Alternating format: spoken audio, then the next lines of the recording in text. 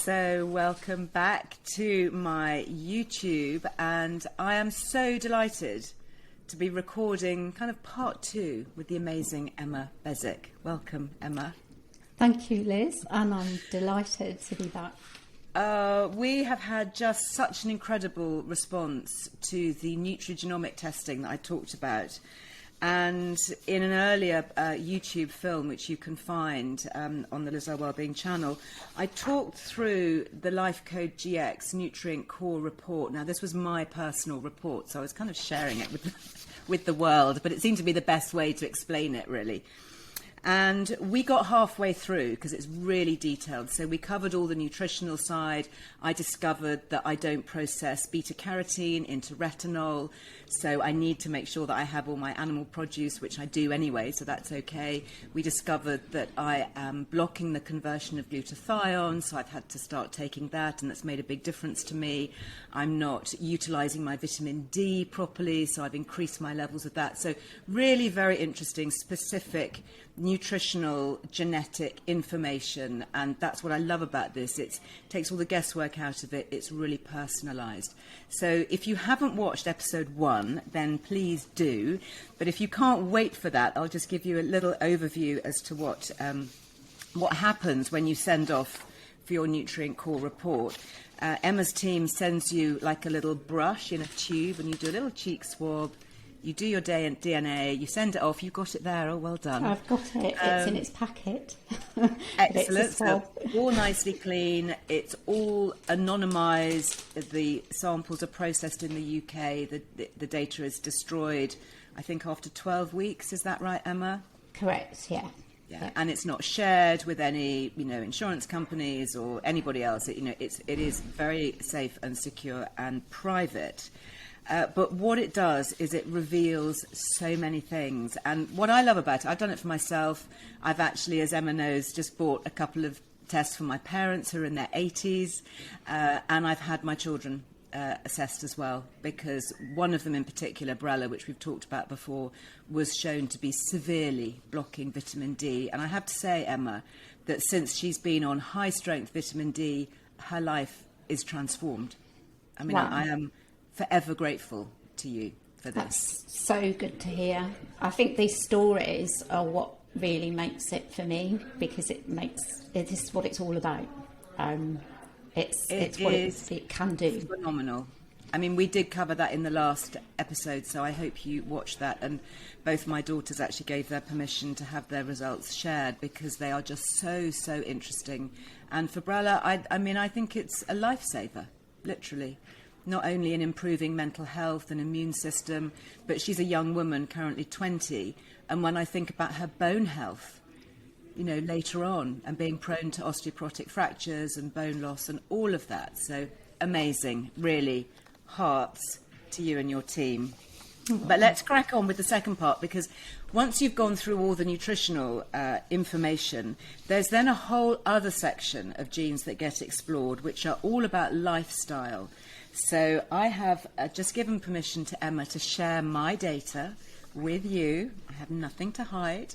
Because the other good thing, actually, Emma, is that although you may show genetic variances in genes, these are all things that we can do something about, aren't they? So it's not like you're being told, you're predisposed to some fatal illness and just deal with it. There's nothing you can do. These are all workable fixes, aren't they, that can help? Yeah, so they're all common. So at least 1% of the population has each of these variances, and sometimes it might be as much as 60%. And the whole point of nutrigenomics as a branch of genomics is that it is actionable, as you say. Right. So, yeah, it's all about understanding what you can do about it. So not what you're stuck with, it's what you can do and how you work with it to the best effect.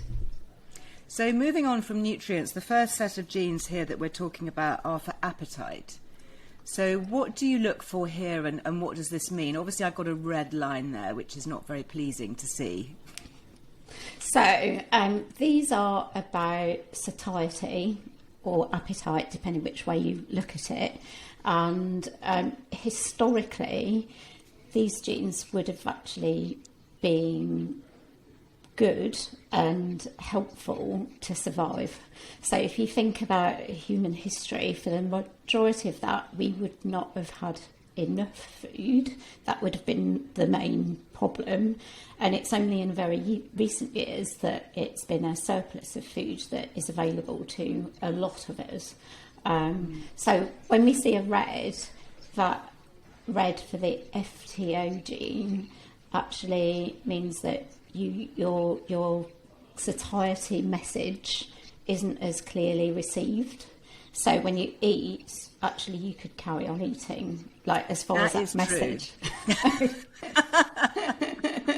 Note to self, be aware of your genes, literally both types of genes, because lockdown pounds are a real thing, and I guess understanding that my satiety gene is not working very well, I just need to be aware that I'm not going to feel full necessarily. Is that when I've eaten enough? Yeah, absolutely. So it's kind of, some people go, oh yeah, I couldn't eat another morsel, and other people are like, well, I could, but I just know.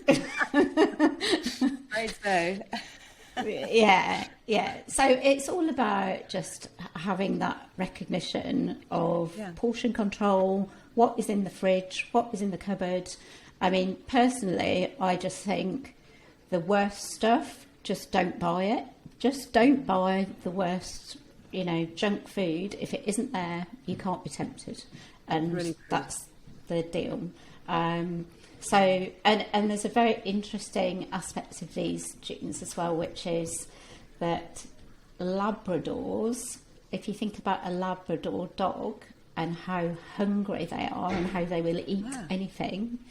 So Labradors have versions of these genes that have this, there is no stop message for them when it comes to eating.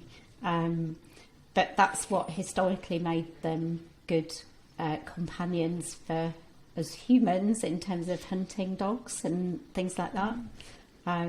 So it's not their fault. It's not their fault. They can't help it. They can't help it. They just, that is their instinct to just eat. And then what's the other gene that you test for here as part of appetite? So the LEPR gene is a leptin receptor. And there are some. Can we see that on the screen? Is that? Yeah, it's basically. I'll zoom in a little bit and see if we can see that. So I'm showing amber on that. So that's just kind of like a warning, is it? It's a little warning. Basically, the leptin receptor is another satiety-related gene and receptor. So it's a bit like the vitamin D receptor. Any receptor gene is about how you respond to a certain substance. So with vitamin D, it's vitamin D and the receptor. With leptin receptor, it's leptin. And leptin is sometimes called the hunger hormone. And it's very much connected with estrogen as well. So it's a kind of more, affects women more than men. And there are some whole diet regimes which, there is a diet for everything, isn't there? But there are some actually quite credible diet regimes that are based around leptin resistance. Really? So would that be interesting for me then, do you think, to look at? I think it could be interesting to look at. I think for some people, they can also get into a situation where once things tip over a threshold with leptin, it's a bit like insulin in that you can become resistant to it. So this gene result for you is saying maybe your receptors are a little bit deaf to the leptin. A little bit. Receptors. Oh no. Yeah, a little bit. I need to finely tune them. Well, I'm definitely going to be looking at that, Emma. Because if I can find little hacks that will, reduce appetite and just rebalance that. Yeah. But it's so interesting. I've got friends who, often joke, I've got the greedy gene because I just can't stop. I will just sit and, my eyes light up when I see a big table and I will just keep eating. And actually, you can think, well, maybe, if you did this test, it would just show, you do literally have that. And I guess knowledge is power. You then understand a bit more about how you can try and control it and be aware of it. Absolutely, and it, you know, in normal day-to-day life, if hopefully life is fairly happy and steady, then there are things that can balance that out and, you know, give you that kind of comfort feeling without the need to use food in that way. But some people, particularly under stressful situations, actually might find themselves to be comfort eaters. Sure. In you know, with a certain number of genes all kind of colluding together, along with an environment that is kind of pushing those same buttons, that can lead to that scenario. But then if you know about it, there are some hacks, for example, some key kind of tips are eat food that is satisfying, but healthy. So we know that low fat isn't good because fat is usually replaced with rubbish and sugar instead.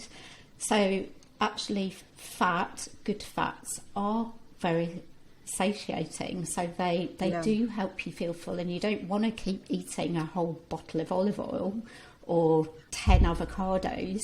You know, one avocado is usually plenty. Yeah. And you could go... And eggs, you know, having eggs in the morning, that's what I try and do, and that sets me up for the whole day. Exactly. So that it's almost like recognising the need for this to be satisfied and proactively doing that rather than fighting it. So do it. You've done it. You've had your eggs. You're set up. You've not got a sugar crash, and then you're not going to be tempted to indulge. Yeah. So that I think. And then talking about sugar and fat, let's move on to the next section, because that is actually the next section of the lifestyle results here. So this is particularly relating to insulin. I'm very pleased to see that I'm all green here. So this is a good result, isn't it, in terms of the genetic profile? Yeah, absolutely. And so it does us show through this one. So the PGC1A is like a metabolic switch. So it's a bit like turning the ignition on the engine or pushing the accelerator, and the body going, I'm ready to switch up to the next gear. I can keep on switching up and down through the gears in a really slick, efficient, adaptive way, which is what we want. We want to be able to draw on that energy when we need it, and burn it when we need it, but not struggle too much, but also not over rev it. And so when we talk about things like intermittent fasting and cold exposure, those are things that push this button, that turn that ignition and get it moving. So you've got the good version of the gene, which is great news. As we all are getting older, it's inevitable, it's part of life. This does get more inefficient, and so we still, whatever our genes, however favourable they are, we'll still might need to do a little bit more than we used to in terms of keeping that metabolic rate, kind of giving it that little push, that gentle push every day, you know, like the 10-minute workout or... Yeah, which is what I do, just something small, bit of fasted exercise, a few squats and push-ups in the morning before I eat anything. Yeah. Those tiny changes that I found, particularly over lockdown, you know, having to change my habits anyway, have actually been really helpful. Yeah, and it really is that regular, small, little, get the system kind of moving, that makes a much more effective difference than going for a 2-hour run. You know, when your body's going to go, what have you done to me? I'm kind of slowing down and preserving energy if you're going to make me do that. Absolutely.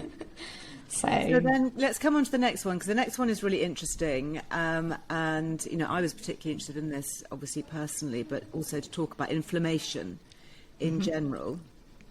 So inflammation, you know, we know that it's kind of part of the body's natural response as defence, But we also know that it's linked to so many diseases. Yeah. Understanding it. So what's going on here? Because I'm yellow now, so I'm amber. I'm in the kind of watch zone for these. What are you looking at and why? Okay, so there are two different characters here in these two genes. The first one, the interferon gamma, so it's IFN gamma. This is part of our immune response to infection. So if we're exposed to a virus very topically, or a bacteria, this is part of that initial response. And the more red this gene, the more of a over-responder potential that has. And that isn't necessarily bad. And again, this is a thing that historically, ancestrally, would have actually been beneficial to survival. Because it's as if the immune system's like, well, I'm ready to go, like the hint of a threat, a pathogen, on it, like stop it in its tracks.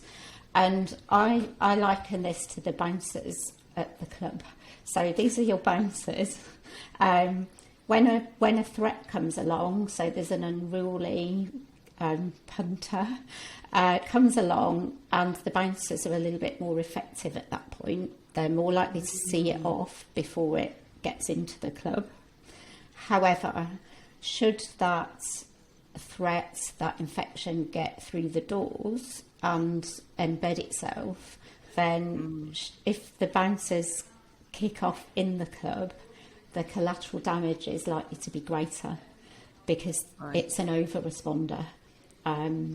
And again, that isn't necessarily bad, but it just depends how much that is happening, how often it is happening, what is your immune system like in the first place to be able to deal with this, how much inflammation do you have in the body to start with, and if it's all fairly well managed and healthy, then it isn't a problem.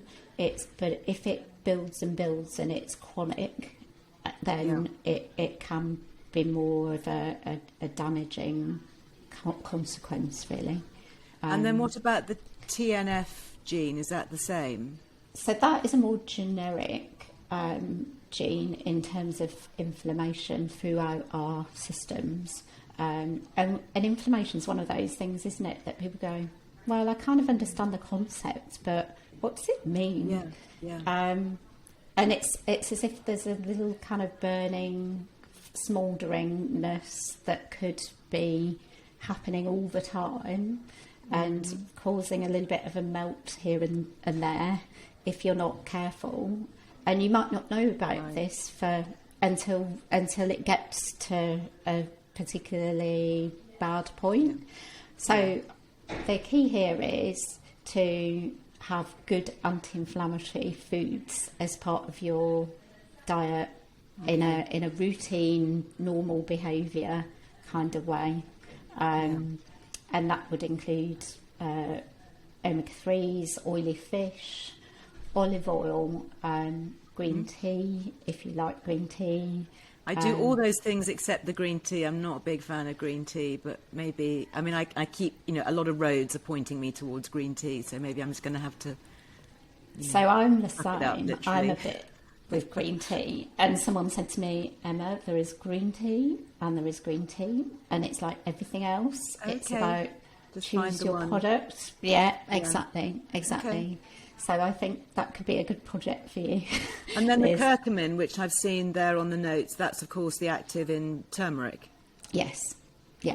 So I am actually cooking more with turmeric and, adding it to juices and smoothies and combining it with a little bit of olive oil, because I know it's got to have a little bit of fat, hasn't it, to be absorbed. Exactly. And a little bit of black pepper as well to get the peppery. Exactly. So that's so powerful. And again, if it's just getting into good habits with these things and having a little bit often, so that we don't get into that overload situation that we were talking about. And I think understanding what's happening on a genetic level, you're then better prepared, aren't you? I mean, I know people who've had this report and this section's come back red. And, you know, that is, you know, something that says it's a literal red flag. It's okay. Yeah. They feel okay, but they need to be aware of that and not take it for granted. Look at their immune system, perhaps find better ways to support it now so that when they need it, it's there and it can work hard for them. Yeah, absolutely. And it's understanding a little bit what to look out for. So I remember you saying about your glutathione experience, which was you felt good. You were like, before you took it was like, well, I'm at like 80 or 90% of, you know, but then you took it and you felt even better. I was amazed. Yeah, and I think there are things about all these aspects of our health that you don't necessarily know that you could be better than you are. So it's not about being ill necessarily. It's about it being even better. Yeah. So let's come on to the next one. The next one's blood pressure. So for me, this is good, and in a way, I'm not surprised. I'm all nicely green there. I have very low blood pressure. Low. Low. You know, I have to be careful actually. If I get up too quickly, I can, you know, feel a bit lightheaded. And it's always been low. I've always had a fast heartbeat and low blood pressure. And I suppose because I've always been that way, I've just kind of said to people, oh, it's genetic, you know, without actually realising that actually, you know, seeing it is genetic. It is literally genetic. It's been proven. So talk us through. We've got here ACE and AGT. What is this telling us? So this is a part of a system that controls blood pressure, and these genes make something called angiotensin, which is the blood pressure raising part of the equation. So if people had reds on here, there would be more potential for high blood pressure, and often that potential might be related to salt. So salt isn't bad for everybody, but some people are more sensitive to salt than others. It's so interesting, isn't it? I was reading this book called The Salt Fix, you know, which talks about the importance of salt and how we're not eating enough of it and we need more. And I guess like anything, you just need to find out, you know, whether that's true for you or not, because we've been told this message for so many decades: salt is bad, go low salt, reduce the salt, etc. And maybe that's true for the majority, but as you say, that may not be true for all. And I guess until you know what your genes are doing, you can't individualise it, can you? Exactly. The other thing is that on here, some people get reds and they'll go, I don't think I have a blood pressure issue. And you know what? It's so easy to test it. So take your blood pressure. Yeah. You know, and so with a lot at home, it's so easy, and it's a useful thing to have actually. Anyway, I remember I bought one when I was pregnant with my last child, and it's just had it there in the cupboard, and it's actually been, you know, really interesting just to monitor blood pressure. Exactly, it's a good thing to have at home. So with a lot of the genetic things, if there is a risk, there is something that can quite easily be done to check. Or to say, you know what, that's a risk, let's do a check to see what the current situation is, and then maybe do the same check every 18 months or, you know, depending on what the result of the first one was. But you just know that that's something just to keep an eye on. I'm a great believer in that, I have to say, in doing, you know, basic checks regularly and keeping a note. Because it's about monitoring change, isn't it? That's often the indicator of something that's going a little bit wrong, is when things start to change. So do your baseline test, even when you're quite young, so you know what's normal for you. Exactly. And then as you get older, if you're doing an annual review of, you know, whatever it is, blood pressure or vitamin D levels or whatever, then you can just see, you can track the change. And it's the change often, isn't it, that happens before any noticeable event. Yeah. Absolutely, so agree with that. And, you know, even with the advice that we're given about what is a healthy range for this or that, it still depends on the person. Yeah, and so, what's your healthy range? My healthy range, I know, is different from others. You know, for my daughters, and me, we all have a very different healthy range for vitamin D, for example. Yeah. Proven by our genetics. So what's healthy for me is not healthy for Brella, and vice versa. Exactly.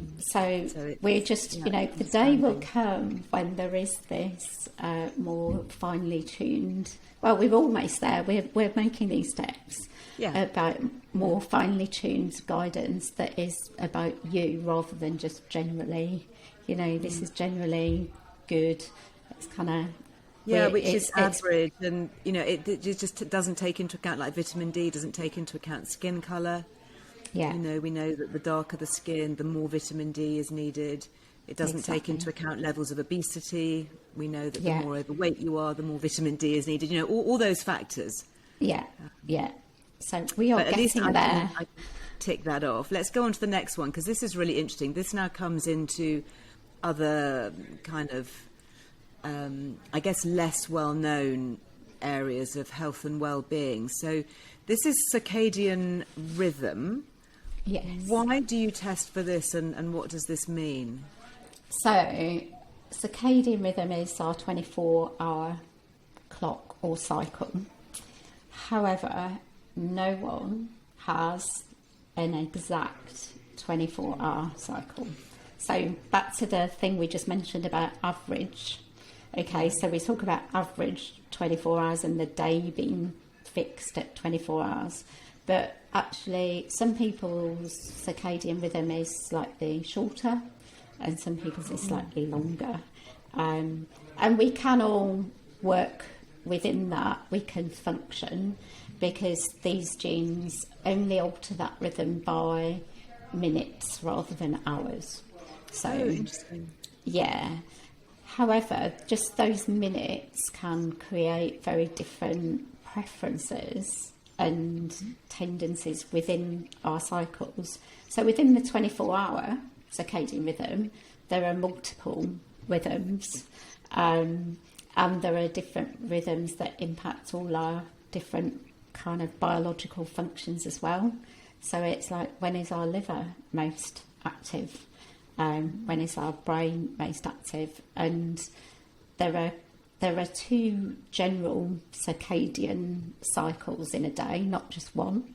Hence, a lot of cultures have lunch, then rest, because that's all part of this. And of course, in the modern world, we've tried to grab hold of that and either just ignore it and kind of fix it and make it ever so convenient so that we can work 24/7 if we want.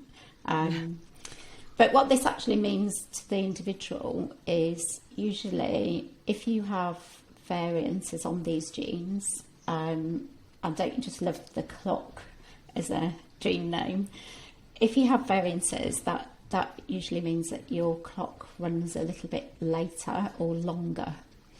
And so what that can mean is that some people are up with the lark and they're exercising and they're just raring to go and they're sharp almost from the moment their eyes open.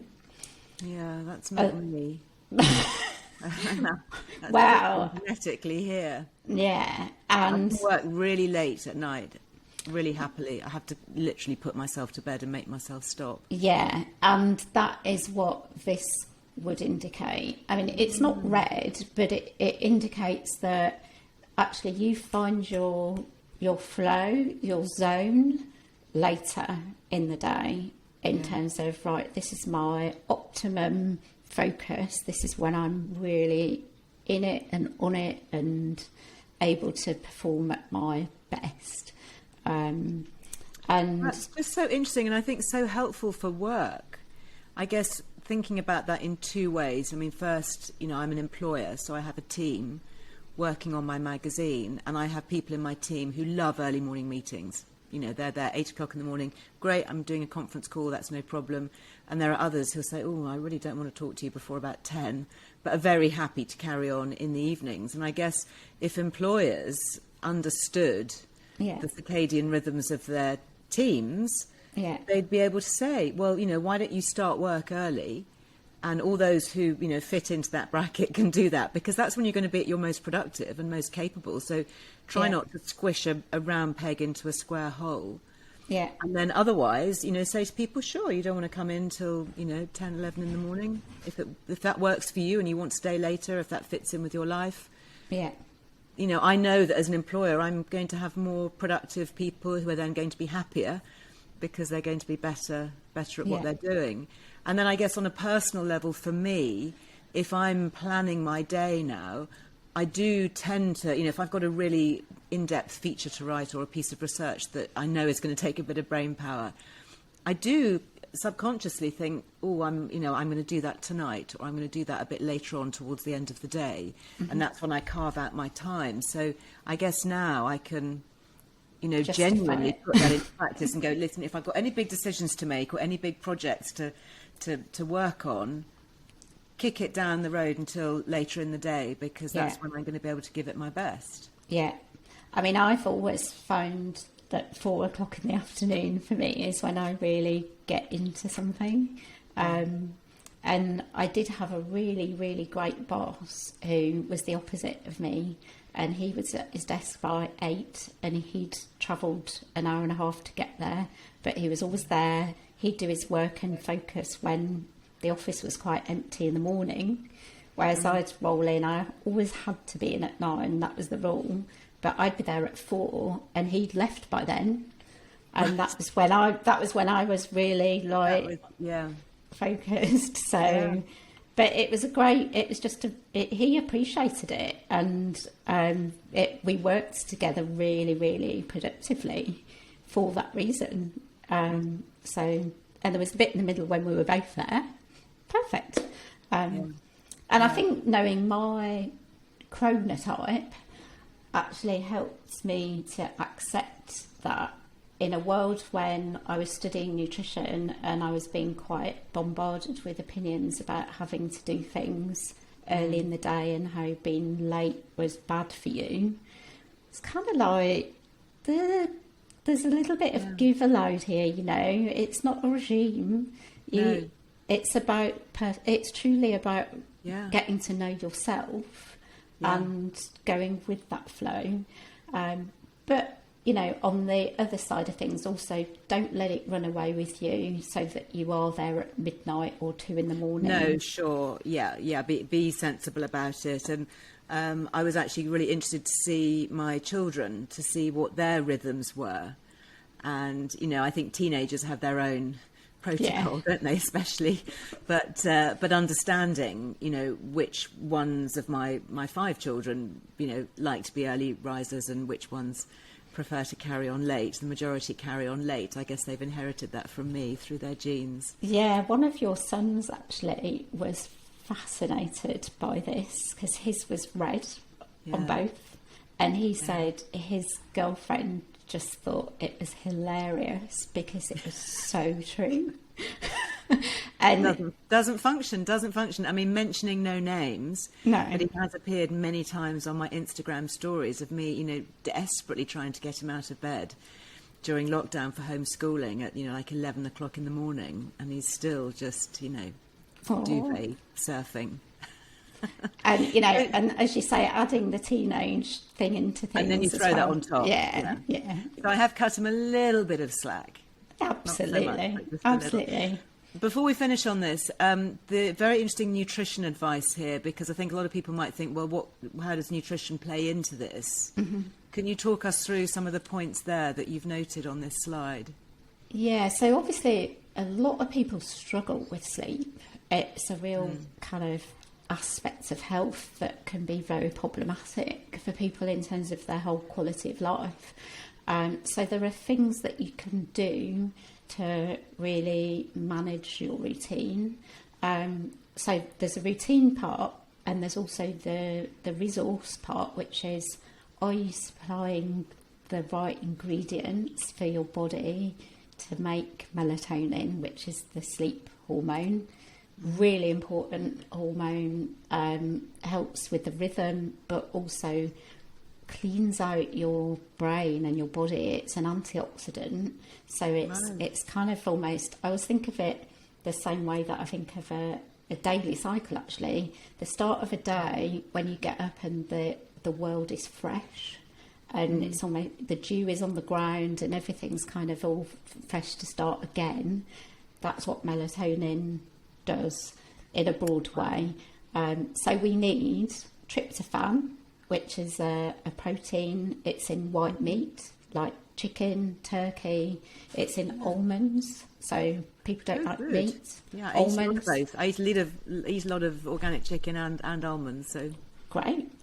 So yeah, almonds are great as a snack. So if you think about snacks, healthy snacks, that is good for making the melatonin, and also serotonin. So when you think about mood, and serotonin is the lift, the happy mood neurotransmitter, that's all part of this same process. So our body and our brain, firstly, we take the food, we make serotonin, that makes us feel good in the day, and then that gets made into melatonin for the night time, and does this lovely clean up job overnight, so we're ready to start again. So the routine part is really training and having a regular wake up time. Even at weekends, not having that lie-in, waking up at the same time 7 days a week, Yeah, the key is apparently from the experts to have that light exposure on your eyes. So natural light if possible, get that exposure. So even if you get up, look out the window or take the dog for a walk, and then you come back and you sit around and you laze around, or you might have a doze, read the papers or whatever. If you've had that exposure on the Saturday morning at a similar time to when you would in the week, you're not breaking your routine. Right. You're keeping that routine. And it's that ability of the sunlight to get through and create and keep this clock in its kind of nice ticking routine at the same time every day. And you can buy wake-up lights too, can't you? Yeah. I did actually get one for my teenage son. Yeah. And it's really helpful because it just half an hour or so before you want to actually wake up, you set the alarm, and it just slowly starts with this sort of natural frequency of replicating sunlight. Yeah. Which is just gently wakes your brain up. And he has responded really well to it, I have to say. He says it's really helped him to get up and then focus on his schoolwork. It sounds great. I mean, it's just as close to nature as possible, isn't it? It's what would have happened. We'd sense that, and then the sun is there. And I think those small things can make a huge, really beneficial difference. Really, really good investments for sure for health and well-being, as is, I have to say, your whole report. So if anybody missed episode 1, do please take a listen and a view of that, because that is really, so revelatory. And Emma, thank you for joining me to come back and finish it. I'm just looking at my report here, actually. What I love about it is that you get just so much information on how to read it, what everything means. It's something that, so much of this is new to me, and I just come back time and time again. Are you just flicking through some of the pages here? Yeah, I was just flicking through like the how to read bit, how to do it, what it all means, and of course thank you for my community giving us the extra personalised consultation with one of your practitioners as well, because that's so useful. I think when we get the report, you're so eager to read it, and I was flicking through mine, and you can see quite straightforwardly the green, the amber and the red. And you've got very good notes and advice on that. You see there's my glutathione, totally red. And so I now take it, and I do feel a load better. And I have to say I wasn't feeling bad before, so, I've just gone up that extra little notch, and I'm hugely grateful. But then I think to be able to have that, that 30-minute one-to-one, just like we're doing here online, to actually go through.